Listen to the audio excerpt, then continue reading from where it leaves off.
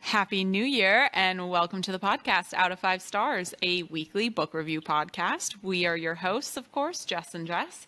I'm the Jess in the Pacific Northwest. And I'm the Jess in Louisville, Kentucky. Each week, except for last week, we get together virtually with a drink in one hand and a mic in the other to talk about all things bookish. And this week/month of January 2022, gosh, I feel old saying that, we are covering a month of memoirs, and we're starting with Broken Horses by Brandi Carlile. Now, I did mention at the end of our last episode 2 weeks ago that I had never heard of Brandi Carlile, didn't know who she is, and PNW Jess is a big fan. So it was very interesting to read her memoir. Yeah, so this one was first published in April 2021, and it's currently sitting at 4.43 stars on Goodreads, which is definitely the highest rated memoir that we've read. We haven't done very many, obviously, but I think it's really funny we're starting off with memoirs again, because didn't we hit a memoir or two up top last year too? Last year we read Jessica Simpson. Just a funny way to start the year. Yeah. Which was good. I really liked that one, and I had never thought of myself as a memoir person. I don't generally pick up a lot of them, but I could be a memoir person. I think I could. Anywho, before we get into it, Jess, what are you drinking? It's January. It's dry January. It's 30 season. It's dry January. Dry January. Like last year, I am also, again, doing Whole 30. And today I am drinking my Spindrift grapefruit. Grapefruit Spindrift. Love me a grapefruit Spindrift. What about you? Well, I'm drinking bubbly, also in the grapefruit flavor, but it also has blood orange in it. Ooh, yeah. And it's caffeinated. So I remember crazy. There was a time when I was living in Portland and you were living in Portland and you were obsessed with getting blood oranges. Remember we went I love we blood went to oranges. a million grocery stores to get you blood oranges because nobody had it. You know, it was just a thing. When I lived in Minnesota, every grocery store, as soon as snow hit the ground, it was like blood oranges everywhere. And I think they're the best orange there is. I'm not a huge navel orange person, but the blood orange is delicious. I will pick one up whenever I see it. But yeah, I do remember we were going to we had to go to a fancy grocery store. I don't remember which one it was, but it was one of the fancier, smells good. Walked in, got blood oranges finally, and then some chocolate. Yeah. Of course. So, yeah, anyways, I'm a blood orange person. And I'm also a Brandi Carlile person, like we said up top. I first started listening to Brandi Carlile, back in the day. My grandma on my mom's side actually really liked Brandi Carlile, which is just interesting. I don't know. Just a grandma liking Brandi Carlile. I mean, she's got a voice that I feel like a lot of generations can hit or resonate with a lot of different generations, because it's just a very pure, raw, I know a lot of people, Chris doesn't really like her very much because he thinks it's too screamy, which I get, but it just kind of gives me the chills when I hear it. So I really like Brandi Carlile, and I've liked her for a long time. And you bought this book when it came out, right? I did. I got it on pre-order, and then I just held on to it for a second. It's what happens with a lot of book people, right? Is they get a book and it just didn't fit in. But I was so stoked to read this. I didn't really know very much about Brandi. Her life, herself. Her life, where she's from. I'm going to go ahead and say this. I didn't even know she was a lesbian. Makes sense, though. Did you know that she was from the Pacific Northwest? No, I didn't. So when I was little, I never really fandomed over different singers or celebrities, bands that I was really into. I think the Foo Fighters were the only one that I was really fangirling over and knew everything about Dave Grohl. But so I'll just say that I didn't really know much about her, but I knew she was super rad singer songwriter. So I was just excited to get into this. And then when I picked up the book, if you look at the back, which I thought was hilarious because Glennon Doyle has a little blurb on the back. I'm don't need to read that one. But the next one is Elton John. And I also really love Elton John. And he raves about it. So I was like, okay, this is going to be great. Elton John raves about it. And he's in the book a lot. People seem to like her. Yeah, he is. So is our queen, Dolly Parton. So it was just a mixture of things where I was like, oh, I'm just so excited to get into this book and learn about her. And now after reading it, I'm like, I feel like I know why I like Brandi Carlile, and it's because we are like kindred sisters that are learning. One is really successful and that's really awesome. But I was like, oh, wow, she's like, repeated a grade. I repeated a grade. She's lived in a lot of trailers. I've lived in a lot of trailers. She loves The Neverending Story. I love Neverending Story. There was just a bunch of little things that kept adding up and piling up that I was like, damn, she's like you. Got a lot of interests. She is a lot like me. We both shaved our heads and looked like boys for majority of our like childhood. I was like, okay, now I understand why I really like this girl.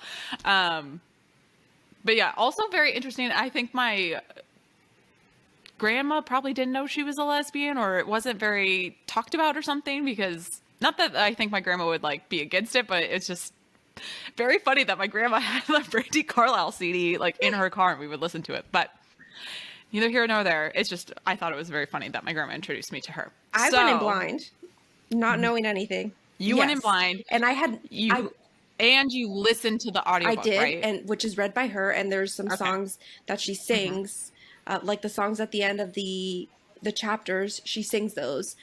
And I purposefully did not listen to her music prior to reading the book. I wanted to go in blind, not knowing anything. And I was very impressed. There was like immediately, Pacific Northwest. I know where she's talking about. Seattle, the airport, the mountains, all of these things. And then she goes to Los Angeles, and I know a couple of places down there. It did bounce around a bit, but I really enjoyed reading the story and learning about her brother and her sister. And I think my favorite part of the story was when her younger sister started dating and got married to one of the twins.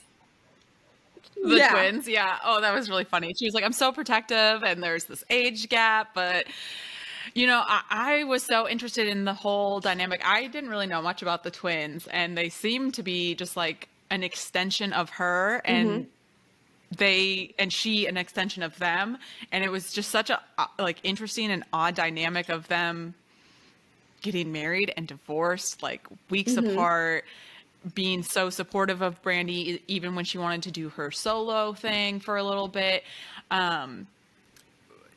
Here's a thing though I wanted to talk about, because I feel like a lot of artists, and I'm going to say influencers too, just like generally a lot of folks, what I don't know what the word would be, but like poor fish, like they're poor fishing, like they're trying to say they came from nothing or had a very hard upbringing, but then you look into it, it's like Kid Rock, like he's trying to come off as like white trash upbringing, but you find out like he grew up very wealthy. Or there was just a whole bunch of instances, and I see him on TikTok all the time, which is fascinating. Like, oh, look at where I came from and look at where I am now because of all of the hard work that I did. Basically, like hamming up that. And then you read Brandi's story, and she's very open about like, I'm very narcissistic, and I'm also very like I had a great childhood, but we moved around a lot and we lived in these trailers and all of that kind of stuff. She was like basically putting it out there saying like, this all happened, but I actually really enjoyed where it brought me and how I was raised. I felt a lot of love in my family. And I think that was really interesting just seeing that, where she was not trying to come out like and saying like, I came from nothing. It was so hard for me, but she was very humble throughout the entire book. It's very humble for a narcissist, because she keeps saying she's a narcissist, but she seems very humble about it. Like she's humble about her whole life, and even her being a lesbian in a very like male dominated Americana music genre or whatever. That was just really interesting. And I was like, whoa, I didn't know that she had to repeat a grade and she dropped out of school, all these kind of things. It just was very interesting. What did you think about that? Well, I guess I wanted to ask, there was so many talks about like the guy that would end up being the father of her children, which at first when I read that, because obviously not knowing anything, I thought she would be like another Glennon Doyle where she gets married to the guy, has kids with him, divorces, and then, but it's not. He's the sperm donor. So that was very a different way of learning about her because the guy she kept in touch with. And then there was a lot of traveling. I really enjoyed the part where she said that they did a tour, the pin drop tour over in the East Coast, where they just performed in music halls without any technology, just their voices and their instruments, which I would totally want to see one of those because nowadays it's just all technology. So it's a lot of production. I like that a lot. Yeah, there was one point in that story about the pin drop tour where she mentions the Fitzgerald Theater, which is in St. Paul, Minnesota, and she's talking about how cold it was. Very, very good writing. I saw this in a few of the reviews, was that the people who really wanted to get into it were like upset that she didn't go deep enough in. Hey. Folks who were so folks who were upset or like not as interested in the story were the ones who were like, oh, she didn't go deep enough into this situation, or she didn't really talk about how this fight played out. And when I was reading it, it kind of came off as like her being cautious of like telling other people's stories. There was one section where it was like, I was having a fight with Ray LaMontagne, and I was like, oh my God, get into the details. But she just kind of glossed over, like she didn't gloss over it. She was just like, that's not my personal business to say. There are two sides to every story. She didn't say that, but she was just like, yeah. So she just kind of moved past it, and I thought it was fine because that's not really pertinent to the story. It doesn't come off as that type of celebrity. It's not like a tell-all. Whereas Jessica, it's not like It's not like Jessica Simpson where we're going into it. We're going to tell every little detail about X, Y, and Z. It's more of like here are the events that shaped me and going through that kind of stuff. And I think one of the biggest ones that I was like, whoa, about was when she wanted to get baptized as a teenager. She had short hair. She was dating a girl named Jessica at the time, and and the fucking priest was like, are you going to repent and not be gay right now or anymore? And she's like, no. You knew I'm gay and you invited me to be here and I really wanted to get baptized. Are you backing out now from baptizing me? And that made me so angry that happened. But it was also just very interesting that she didn't let that burn her from religion. There was a lot of, I was actually very surprised that there was a lot of religion-ish stuff in here. I didn't expect that, but I mean, if it works for her, it works for her.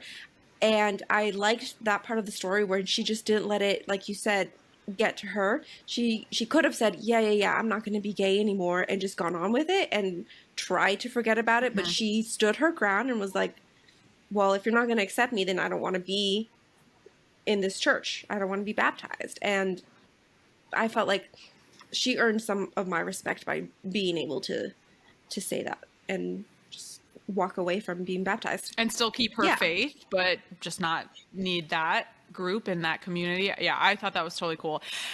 And then later on in the story, I highlighted this earlier. Oh my God, it was like one of my favorite fucking lines from this whole book. I had to show it to Chris too when he got home last night. I was like, you have to read this. Because I was like listening to the story really loud. And I was like, read this line. When Dolly Parton prayed over me, I believed in God again. Yes, I saw you post that. I was like, who wouldn't? When you have Dolly Parton praying over you, I mean, come on, let's go. Yeah, all these stories and anecdotes all over the place were just really interesting stories to tell, to bring it all together and learn more about a person. Like, even if you have followed Brandi very closely, I feel like a lot of these stories are just a different side of the take of it and what was going on in her mind, and then what brought her to write different songs and things like that. So I think it's really good. And kind of like, I guess what you were saying, she's keeping stories to herself because she's respecting other people's privacies. The big one was where she proposed to her wife, Kath, and she said, I won't tell you what I said, but I will tell you that I only wore a hat.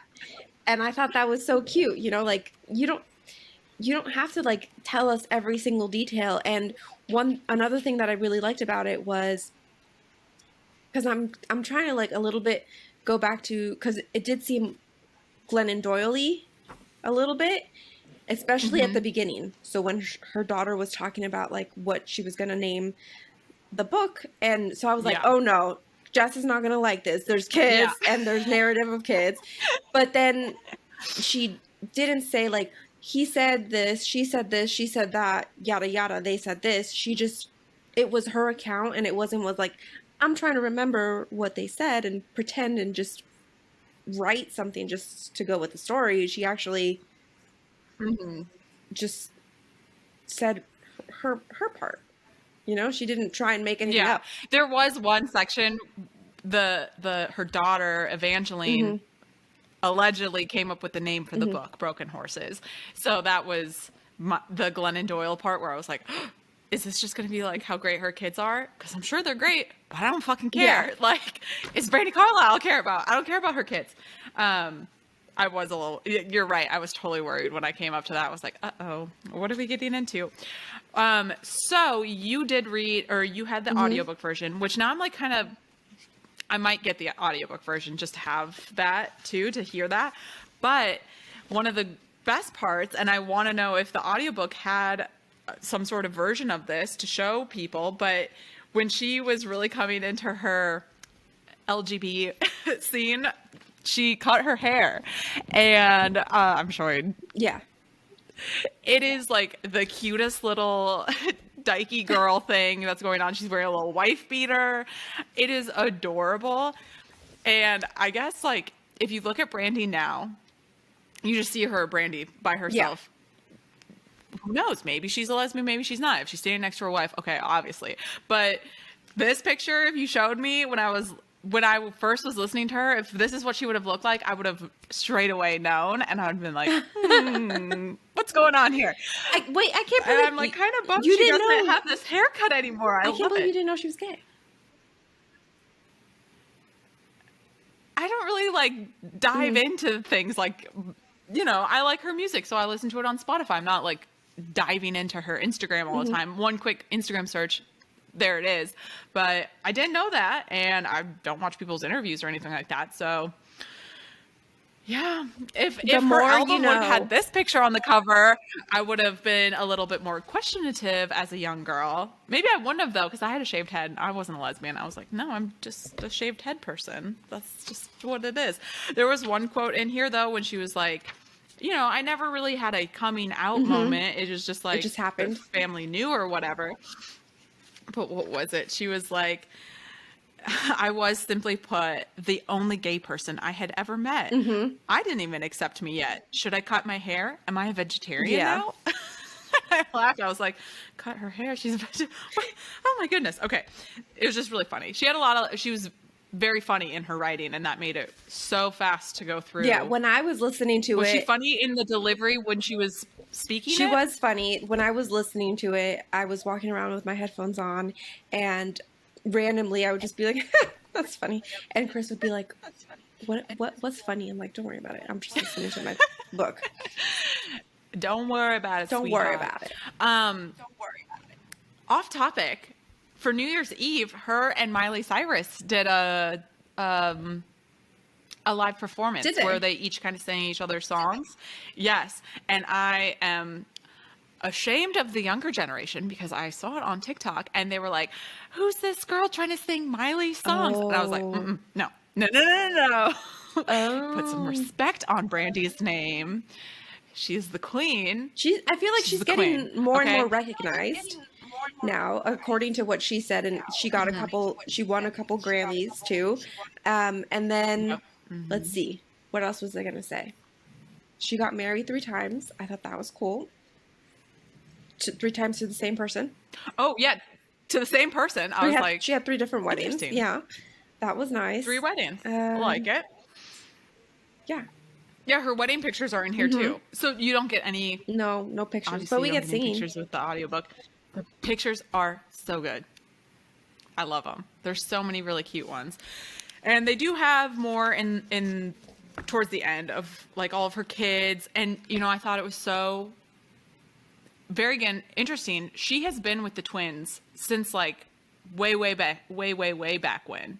Could you imagine being with these like twins, her best friends, her brothers, she basically says, being in a band with them, touring with them all the time, and now living on a compound, like she lives in a compound in Washington, up in northwestern Washington with her wife, their 2 kids, and the twins and their families. I'm like, it's a lot. Cool. I couldn't do that. It's a lot of people. It's a lot of people I see all the time. But I like it for her. It's very, very cute. I like it. It's a good support system. It's a good support system, and I hope she gets more horses. Also, what about, I feel like I'm really jumping around on this one, but it was just, there's a bunch of little fun stories. The cabin that she bought with Kim. Yes. I feel like there was more story there, and we didn't fully get it, but she was like, we showed up to this cabin and there was like pictures of my distant relatives on the wall.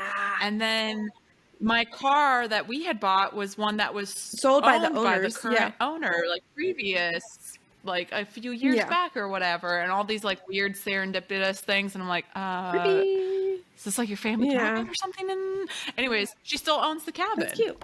I thought that was so cute. I thought it was really cute. There was one relationship she brings up in the book that I was kind of curious about. She doesn't say the person's name as far as I can recall, but she says it was like an emotional affair that she was having.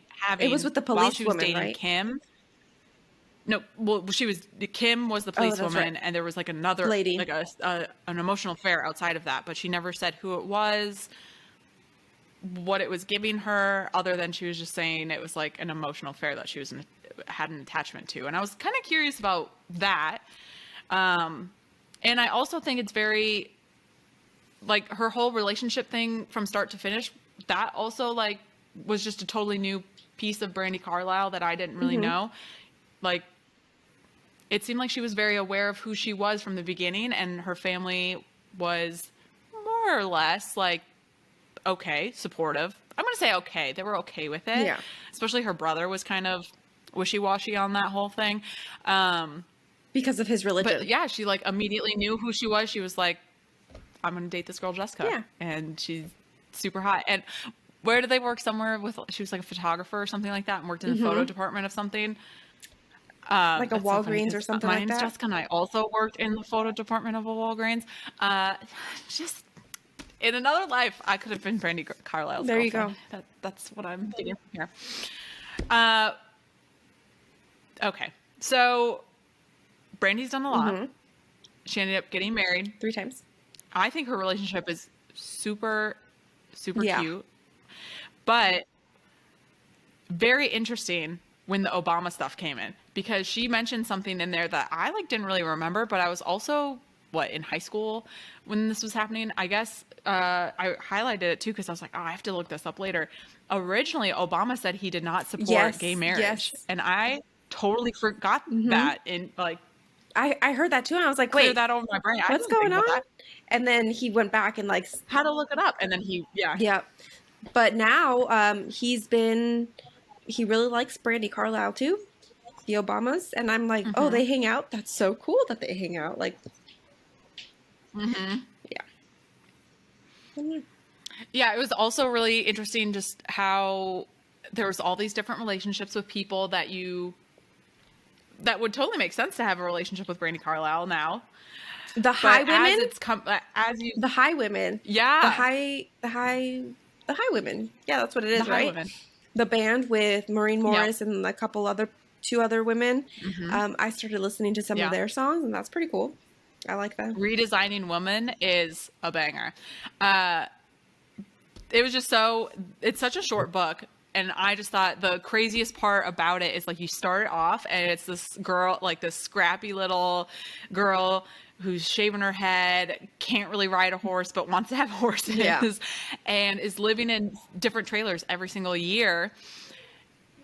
all the way to like now she's having dinner at Ellen's house and having lunch with the Obamas and like praying with Dolly Parton. And I was like, what? So there was another thing in here that like kind of gave me chills when I read it. She was like talking to one of her producers and they were like, one day we can totally see you selling out the Gorge Amphitheater. And now she's played it now before, but the Gorge Amphitheater, she's played it. And I got my tickets to the Gorge Amphitheater Brandi Carlile show. Nice. Yeah, I'm so excited. Sarah McLachlan is like playing with her, you know, in the arms of an angel. That sad like SPCA commercial. I saw that she was playing at the Gorge. I was like, oh my God, that's going to be so cool. So who are you going with? Because I saw that you posted it. I did. I posted it because I just knew this would not be up Chris's alley. I am going to go with Ida, my really good friend who likes a lot of the same music as me, who's also from Minnesota, and I'm going with Mindy as well, and we're going to go camp out at the Gorge. I've never been. Chris saw Fish there, and he was like, oh, it's the coolest place to go. And I was like, oh, I'm never so made excited. it up there. It's a totally different show than Fish, but I think it'll be really cool. So I wanted to talk about rating this book because I don't think personally for a memoir I should rate the book because it's not my story, and some like I don't know why, like reading this I'm like a lot of things are interesting but a lot of things like I don't resonate with, but it might resonate with other people.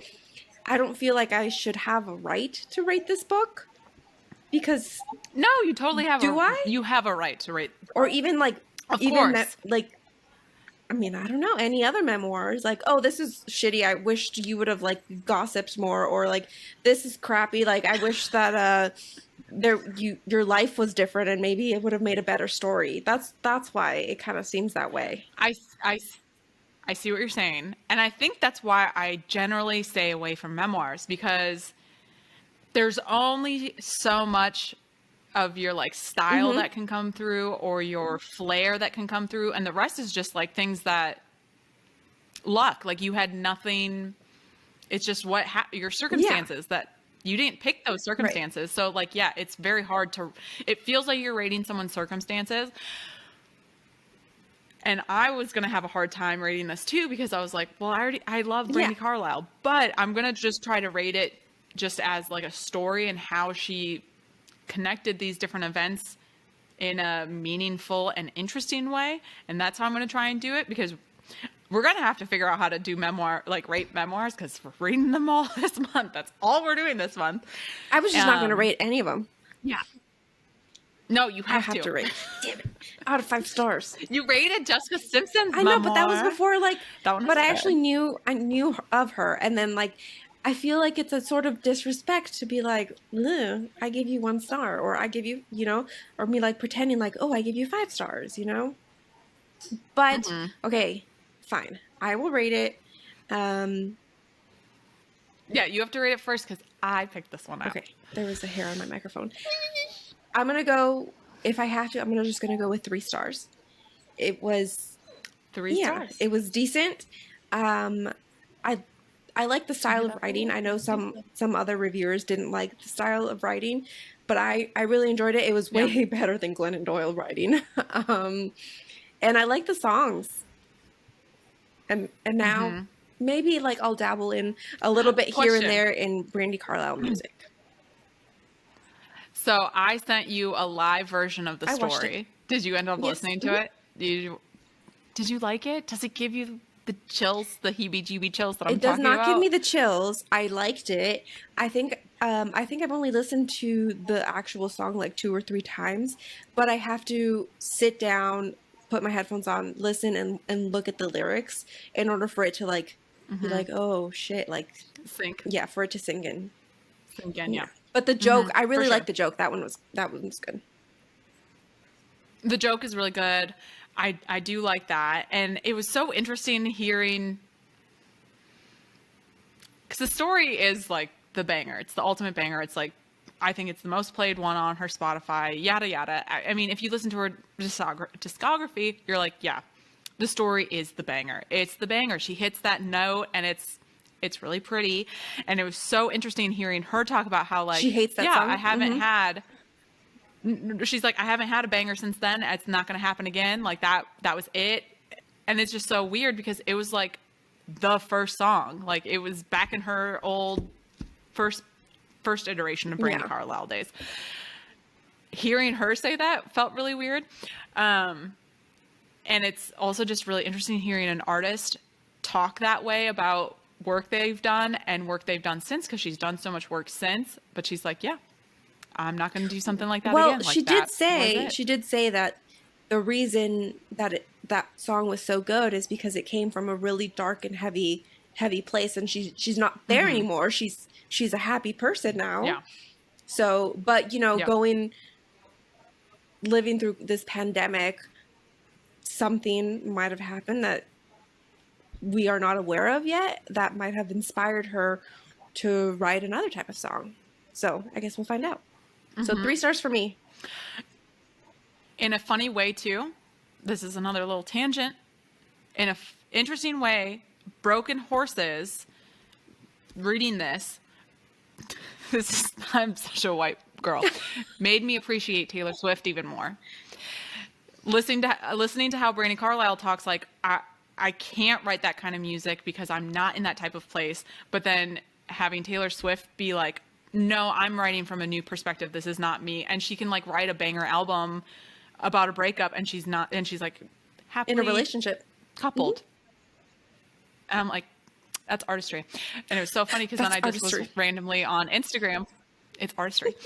It is. I was on Instagram and I was on Dolly Parton's Instagram, as one does. And there was like a little interview she was doing, and she was like talking about female artists and country and whatnot. And she was like saying, these are like, she was like, all the women that came before me, all the great singer-songwriters that came before me. And then she was like, and even the ones today, Brandi Carlile, Taylor Swift. And then like, she doesn't say anymore. And I'm like, oh my goodness.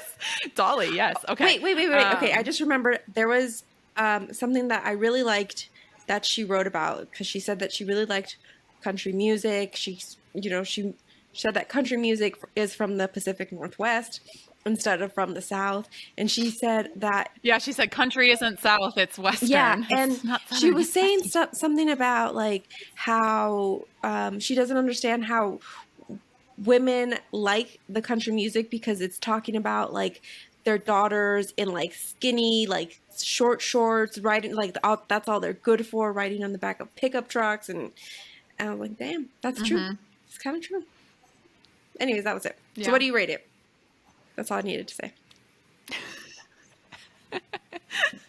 Me and my Steve Jobs neck thing. I look like Steve Jobs, or you said Snape from Harry Potter. Yeah, it was giving me Snape vibes. Snape. But also because we were both just watching the HBO 20-year reunion. That's just where my brain was going. Okay. Well, I don't think I'm going to surprise anyone, but this is my first 5-star review memoir and first 5-star of 2022. 5 stars. It was well written. Got a little worried in the beginning with a little bit of Glennon Doyle writing style in the beginning, where she was like saying what her kids say. I don't care what they say. I just loved it. She was like, she's such a good person, even though she's narcissistic. I think you can be a good person and be a narcissist if she is. I don't know if she actually is, or if she just thinks she is because she's an artist and very true to her art form or whatever. But I just thought it was very interesting. I love the collection of photos. I think this would be, I didn't listen to the audiobook version, but I think it would be a really good one to listen to audio or get the paper book, because the photos are really fun. Yeah. The like little baby Brandi with 80s hair, and the 90s Brandi who looks like a lesbian at the bar, at the back of the bar, who's like wearing a wife beater. I'm like, yes, please. Okay. 5 stars. I thought it was 5 stars. I thought it was great. 5 stars. And there were so many little passages that I had to highlight that I'm usually not a annotator. Like I don't usually highlight in my books, but I thought this one was going to be a highlight book. I may also pass it along to someone who likes Brandi Carlile with my highlights and little notes in it. And I think that'd be cute. A nice little thing to pass back and forth. All right. Our first bad stars, bad reviews of 2022. Gotta remember to say 2022, not 2021. I picked 2 from Goodreads. It only has 68 one-star reviews. So, and the people that didn't like it, they wrote a lot. So I picked a couple small ones for us to read. I did notice that when I was shuffling through Goodreads, I was like, geez, the people who hated it, like, wrote their own novel essay on why they did not like it. Okay. Donita rated it 1 star. Very disappointing read. I could not finish it. Boring and narcissistic. She's not wrong there. The last part, it wasn't boring.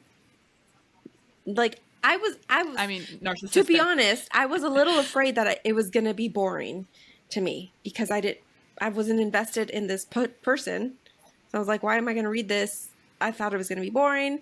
The first maybe 2 chapters, I was like, meh. And then I got into it. I was like, okay, now I'm invested. I need to get into this.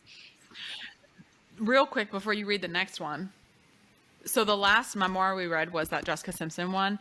And I remember telling you, like, it took me so long to read because I had to keep Googling things. Like, she would mention a really in-depth interview fight with some guy, or she would mention an interview or a performance, and I'd have to go look it up, or like look up the picture, the chili cook-off picture. Like, I had to look up these things.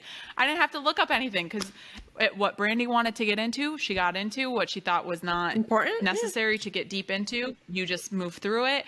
And then any picture that she was like, this is a picture I'm talking about in the book.